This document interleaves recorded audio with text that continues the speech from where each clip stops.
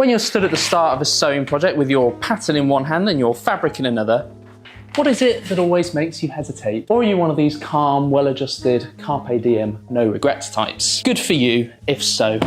For my part, well, I've had this lying around for a couple of weeks now, and I realised I just simply didn't have the courage to lay into this lovely stuff alone, which is why I thought I'd rope you all in for a little bit of moral support. And in return, you can listen to me muse on just where I think the cutting jitters come from, and perhaps watch me make some catastrophic mistake. Yeah, so you may notice that contrary to my promises last week, I am still lugging around this conspicuously whole piece of tweed. As I kind of joked at the end of the last video, it does seem almost a shame basically to cut into a fabric as lovely as this one. But of course, at some point it has to be done. Well, that's not quite lined up, is it? But I do think that kind of trepidation is at the heart of a lot of cases of the cutting jitters, as I will call them. You know, when you have such a wonderful fabric, you've spent a lot of money on it, you're kind of alarmed at the thought of cutting it. Can't imagine that someone with as amateurish an approach as oneself, or at least, you know, in my case, could really have the chops to do it justice. Oh, dear me, this is rather slippery, isn't it? You know, I've never spent as much money on a piece of fabric as I have on this one. You know, I've never used a fabric that is as, what's the word? Just special and, you know, has as much of its own sort of spirit and personality. And so I think it's natural that there's a little bit of trepidation when it comes to cutting it out because, you know, obviously if I get something wrong, you know, if I get the lay of my pattern incorrect, maybe I've just wasted the entire length. Maybe that's kind of that, you know, and all that money's down the drain. I've failed the fabric, as it were, which maybe is a little bit melodramatic. And, you know, I think this is a worry that afflicts a lot of us, whether we're using an extravagant Donegal tweed like this, or, you know, even merely a more everyday fabric that we still, you know, for reasons of just good conscience, don't exactly want to fail, if you like.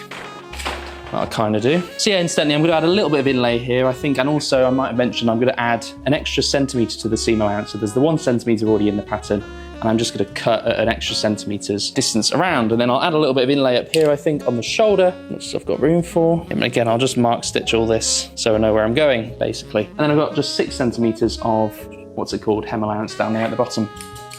Here we go. And you better believe I'm going to eyeball that extra centimetre of seam allowance as well. What else would I do? I've got to stay on brand, haven't I? Pray for me, folks. Let's see how these shears hold up. I've got to say, I've cut a few things already with these since getting them sharpened, and I'm not hopeful, but let's not judge ahead of time, eh? Ooh. Well, it works, at least. Oh my God, I'm so terrified. This could be a slow job, but we'll get around to it. Yeah, and I mean, another theme for me with this fabric was the kind of fabric preparation step. I kind of put a poll in the channel about, you know, how do you, if you've sewn with wool fabrics before, how have you kind of pre-washed them or prepared them or pre-shrunk them? And you were all very helpful in giving me your answers. And in the end, I actually just ended up contacting Magee, who made the fabric, and said, okay, well, what would your recommendation be? And they just said, well, actually all the pre-finishing or, you know, pre-shrinking or whatever you want to call it was already done at the mill. But yeah, that was just something that I spent a lot of kind of time and energy basically worrying about, you know, before it occurred to me to simply just ask them. Put a lot of thought into it. I tried to do a lot of research. You know, as I said, I asked you guys, I asked the internet, got all sorts of good, if varying answers. But, you know, it was just on my mind, and it was essentially became, if not an excuse, then a reason why I wasn't hurrying out of my way to get cutting this out, because I thought, well, I still need to answer this crucial question before I do so. And the last thing I want to do is jump the gun and, you know, get something catastrophically wrong. In the end, it turned out that the answer to the question, what do I have to do before I cut, is absolutely nothing. But yeah, I think for all these reasons, the presence of a special fabric on your cutting room floor, as it were, is certainly a common culprit for those cutting jitters. Yeah, you can see here I already made a mistake. I forgot to add my extra centimetre of seam allowance. It's no big deal, I hope. A, this is inlay, and B, this is kind of, you know, well, there's still the original centimetre of seam allowance in there. Another thing about the seam allowance and, you know, guarding against fraying that I'm going to do is either or both stay stitch and zigzag stitch around the edges of my pieces, because again, the thickness of these fibres is such that 1 or 2 rounds of fraying will essentially steal half a centimetre or so of my seam allowance, and I could end up rather confused, and I'd like to just guard against that. And, you know, a little stay stitching never hurt nobody. Oh God, it is such a beautiful fabric though, my word. That was another thing as well, right size versus wrong size. I've got no idea with this fabric. Classic case of, well, if you can't tell the difference, you probably don't need to worry about it, but I do worry about these things as well. And that's another thing with these unusual fabrics, perhaps, these more boutique fabrics, is if there's no clear answer of what's the right side and what's the wrong side, then even if, as I say, it essentially doesn't matter, you can find yourself worrying a great deal about it. Anyway, I'm kind of rambling now. We're almost there. Feels good. Here we go. My favourite cutting position once again. For better or worse, there's my front panels. I'm just going to do a little bit of mark stitching here before I take it apart, just to get ahead of that and save any headaches later on. Kind of a bit confused as to what was going on with my waist notches on this pattern piece, but no, who cares? I'm just going to wing it. What I'm doing here, for anyone who doesn't know, is using these stitches just to mark things like notches, and I'll do the roll line as well, and also any inlay I add, I will just mark that with these stitches. The hems as well, just so that those stitches will then be kind of transferred as their own substitutes for chalk marks onto both pieces. So again, I've got two pieces here folded onto each other. I've made chalk marks on this one, but if I take that away, there'll be no sign of any of that on the pieces on the bottom. And I want to make sure that all these markings are kind of identical between the pieces. So this will just help achieve that. There's also just this thing where, like, when I'm cutting the pieces out and I look at them and I just think, that just doesn't look right. Like, it just looks like the wrong shape. It's, in this case, I'm like, is this really long enough? I trimmed all that length from the pattern. Yeah, man, the emotional perils of cutting out your sewing projects truly are legion. Well, there she blows. That'll be kind of the right side. They really look pretty identical to me. On to the next one. And by the next one, I mean both the next piece and the next cause of the cutting jitters. And so here's my side panel. So this should work out pretty nicely. I should have room there for a nice inch or so of inlay on this side back seam. Also though, keep this strip free for a nice belt piece, which I think I'm gonna add. This is all coming up Milhouse, as everyone's favorite Simpsons character was wont to say. Cause number 2 of the cutting jitters pertains specifically to pattern fabrics like this one. Now, I have never pattern matched a thing in my life. I tend to go for sort of plain prints. I'm not a massive fan of things like window panes and plaids and all that jazz. Although the more I sort of ogle various forms of tweed online, I do start to feel my sentiments shifting on that front. But yeah, a lovely herringbone like this is definitely something I did have an appetite for. And it's my first time using anything of this sort. Now the herringbone is kind of a nice, I don't know really, it's not like with a window pane or something like that, or a plaid where you have these large segments and it probably would really stand out if they weren't pattern matched. I think in this case, and not least also because of the colour, it will be a little bit more inconspicuous. So I'm not worried too much about it. As someone who has never pattern matched in any form, I can't help but wonder if I were to just dive gung-ho into cutting, as I am, that I would essentially overlook a crucial pattern matching element of the process and thereby kind of just ruin the whole garment. I don't think anything so dramatic is quite in play, but I suppose you do never know. In this case, I do think any pattern matching concerns will apply rather to the placement of pockets, essentially, and that is something that I can worry about when it comes to actually cutting out the pocket pieces, and not this. Again, anyone who's done pattern matching might be listening to me and thinking everything you're saying is total nonsense, but the point stands that if you are a novice like me who has never pattern matched, the worry that you might have to think about such a thing could be something to hold you back from getting going. Could, in other words, to bring it back to the theme, cause the cutting jitters. Almost forgot to add my inlay here on the side. So again, this will be in handy if I ever want to widen the jacket, or widen the coat, sorry, if I maybe put on a little bit of weight, something like that. Or maybe I decide that the original cut wasn't roomy enough. But yeah, obviously, as I said, I'm adding a centimetre to the seam allowance all around. So this essentially will amount to like 1 centimetre of inlay. So nothing too dramatic, because again, I think it's already roomy enough. Probably pretty irresponsible actually of cutting it like this, because this is a garment I would hope to have for a very long time. And I don't want to make too many assumptions as to, how much my weight may or mayn't fluctuate, but let's make that a little challenge to myself, I guess. All right, there we go. The shears are holding up slightly better than I feared, so that's a plus. Oops. Yeah, you see what I mean there, that fraying. I've lost basically 1/3 of a centimetre there in width or depth or whatever you want to call it. Oh wait, I'm not done, am I? Gotta do this. It's always kind of the eternal refrain about inlay, if you think about when you're cutting out a project, and you always end up with these little scraps of fabrics or between the pattern pieces, one way or another, for one reason or another. And if at all possible, it is kind of better just to keep that in the garment itself, as inlay like this, because then it's there. You never know when you might need it. You never know how long you're going to have the garment. You never know who it's going to go on to, perhaps if you give it away or whatever it might be. That fabric ultimately is useless in the bin, but if you keep it in the garment as inlay, you never know what use it might come to have. Alrighty, let's just do some mark stitching, notches, hem, and inlay, just so I don't get lost, as is my wont. Alrighty then, there's my side panels. On to the next ones. This seems like a responsible way to do this. Yeah, I think 4 meters was an exceptionally generous helping, but rather too much than too little, eh? Yeah, this is my facing piece, drafted this morning, nice and promptly. So this facing piece already has this kind of excess factored into it in relation to the actual front panel itself. So I'm not going to add any extra seam allowance or anything here. I'm just going to cut it kind of flush to the pattern, except for the hem, of course. Ugh. And this brings me to the third and perhaps most prolific cause of the cutting jitters. And of course, shame on me, shame on you, shame on us. it's the question of effort. Oh, you know, especially if you don't have a kind of ergonomically calibrated cutting board to avail yourself of, cutting on the floor can be a little bit ruinous for your health, and, you know, might require a lot of rearranging of the furniture and generally just sort of turning your life upside down. And who could blame me? Who could blame anyone, indeed? Not really feeling in the mood to do that on any given day. Also, you can cut out your dream garment. Okay, well, I am actually going to add this extra centimetre around the inner edge as well, just because that's going to come into play with the lining, and otherwise I might confuse myself. Oh, well, who am I kidding? I'm going to eyeball that, aren't I?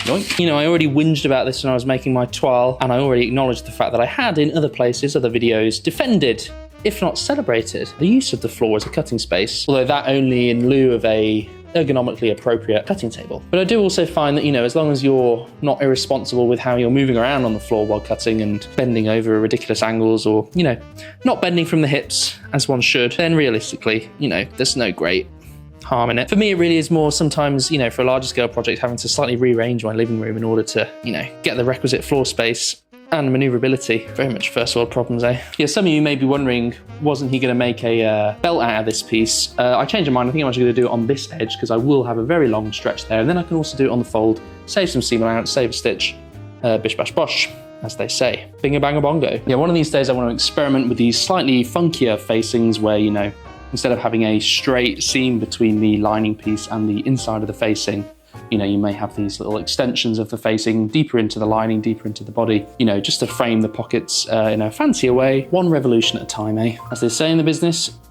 yoink! Now, in this case, there's no mark stitching to be done, but I do just want to make sure that I mark right and wrong sides, so I'm just going to do a little stitch. Where on earth have I put that needle? The only needle in town. Just a couple of loops, yoink and yoink. And there's my facings. Alrighty. Last piece for today. So, as I often do, I'm not going to cut the sleeves, I'm not going to cut the collar or anything. I'll do those as and when it's time to actually sew those bits of the coat. So what do I need here? I also need to make sure I've got my vent allowance from here. Or, wait, what do I want to go with now? Yeah, a little bit of inlay also in the back. I think I'll do 6 centimetres of vent allowance, just to allow for the fact that this is obviously a chunkier situation maybe than the suit jacket, which would normally take 5 centimetres of allowance. Off we go.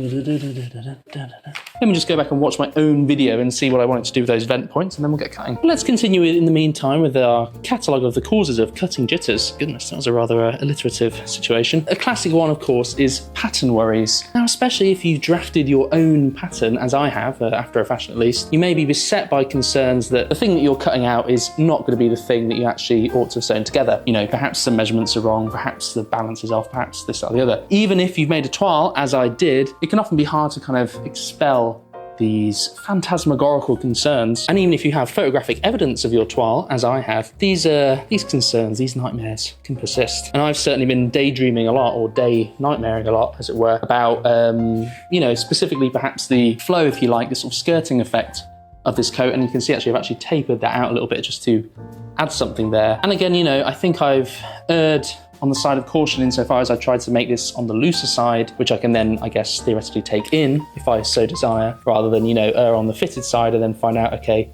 well, I didn't leave enough fabric in there. Those were notches. Yeah, this was the vent point, incidentally. So yeah, constant concerns as to whether we really did get the pattern as right as we think we did are another reason why we often put off our projects, I think. And even if it is a commercial pattern, for instance, and theoretically we're a bit more trusting of the fit and whatnot, and the proportions and so on and so forth, we might be a little bit confused by the instructions, or, you know, how much we need of what, which size applies to us, bish bash bosh. So yeah, there's my roughly 6 centimetres of vent allowance. And then also just another, another 2 centimetres, in addition to my extra centimetre, in the form of inlay, I would say. Again, otherwise this fabric is just gonna go to waste, isn't it? So why not? I'm kind of impressed, I think, by how much spare fabric I'm gonna have, although I suppose I shouldn't forget how much the sleeves might end up taking up. I'm not sure how I'm gonna do that with drafting those. I think, like with this, I'm gonna just, you know, take a chance on my existing sleeve pattern for the jacket, which I think, by luck more than anything else, seems to have turned out okay, and just try and, you know, adapt it to the new armhole, whatever it ends up being. Yeah, the pitch of it is okay, the general shape of it is okay. I'll just essentially widen it, make it larger, make it roomier, as I have with this overall. And if you saw, Reza at the International School of Tailoring did a great video recently about how to draft a sleeve pattern, which I definitely want to try out at some point. But, you know, I'm also very lazy and it looks like a lot of work. So I'm gonna wait until my existing one really just cracks under pressure, and only then will I do the responsible thing and follow his expert guidance. You know what? Had doubts about my shears, but they've done a tolerable job today. Okay, last piece cut. Let's mark stitch this. Get this innocent individual out of the way. Once again, I ask you, where on earth have I put that needle? Oh, there it is.